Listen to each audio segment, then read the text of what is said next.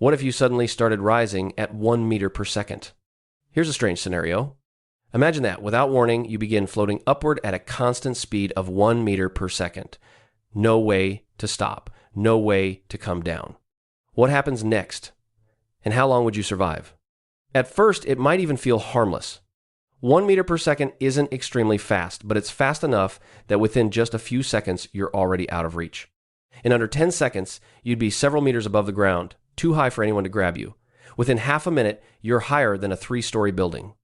And you're still accelerating, not in speed, but in consequences. After just a minute, you're about 60 meters up. From here, the ground already looks distant. Wind starts to become noticeable, brushing past you constantly. If you didn't grab something warm at the start, you'll begin to regret it soon. At the 5-minute mark, you've climbed to roughly 300 meters higher than most towers. The air is cooler now, and the wind is stronger. Breathing still feels normal, but the environment is slowly turning against you. Now jump to 15 minutes.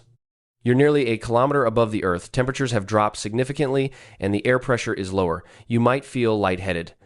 Your body is starting to notice the lack of oxygen, even if it's subtle. But things get much worse, very quickly. At around 30 minutes, you're approaching 2 kilometers high. The temperature is now near or below freezing, depending on conditions. Without protection, your body begins losing heat rapidly. Your fingers, ears, and face are the first to suffer. After 1 hour, you're 3.6 kilometers above the surface. At this altitude, the cold is severe and oxygen levels are noticeably lower. Breathing becomes harder. Your body tries to compensate by increasing your breathing rate, but it's not enough to keep you comfortable. Now, your survival depends on 2 things: heat and oxygen. If you're lightly dressed, hypothermia could begin setting in within this window. Your movement's slow, your thinking becomes unclear, and your body struggles to maintain its core temperature. But if somehow you're well insulated and hold on longer, you're heading toward an even more dangerous region. At around 2 to 3 hours, you cross altitudes above 10,000 meters higher than commercial airplanes fly. Here, oxygen levels are critically low. Without supplemental oxygen, the human body cannot function properly. You may experience confusion, tunnel vision, dizziness, and loss of coordination. Even basic thinking becomes difficult. As you continue rising, your blood oxygen drops further. Eventually, your brain can no longer sustain consciousness. You pass out. And not long after that, your body shuts down. But your journey doesn't stop. At this speed, you would leave the breathable atmosphere relatively quickly and continue upward into space.